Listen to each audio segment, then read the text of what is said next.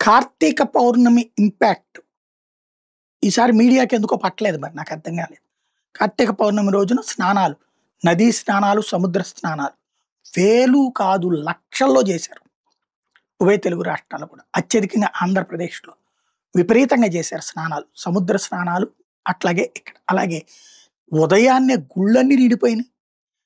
దీపాలు పెట్టడానికి అక్కడ గుళ్ళో ముగ్గులు వేసుకుని అక్కడ దీపం పెట్టి పూజ చేసి స్వామివారికి మొక్కుకుని వచ్చినటువంటి సందర్భం. ప్రతి గుడి కిటకిటకిటకిటలాడిపోయింది. దీపాలు వెలిగి అమ్మేవాళ్ళు ఆ ప్రమిద దగ్గర నుంచి 365 ఒత్తులు, ఈ రోజున 365 ఒత్తులు వెలిగిస్తే గనక ఏడాది పొడుగునా దీపం వెలిగించినంతటి పుణ్యం అన్నటువంటి ఉద్దేశంతో అందరూ మ్యాక్సిమం 365 ఒత్తులతో దీపం వెలిగించారు. చాలామంది గుళ్ళల్లోకి వెళ్ళి వెలిగించారు, లేదా ఇళ్లల్లో తులసి కోట దగ్గర వెలిగించుకున్నారు. అట్లాగే ఈ కాలంలో ఉసిరి దానాలు, దీపదానాలు ఇట్లాంటి పెద్ద ఎత్తున ఇస్తున్నారు. ఆలయాలు కిటకిటలాడిపోతున్నాయి కార్తీక మాసంలో.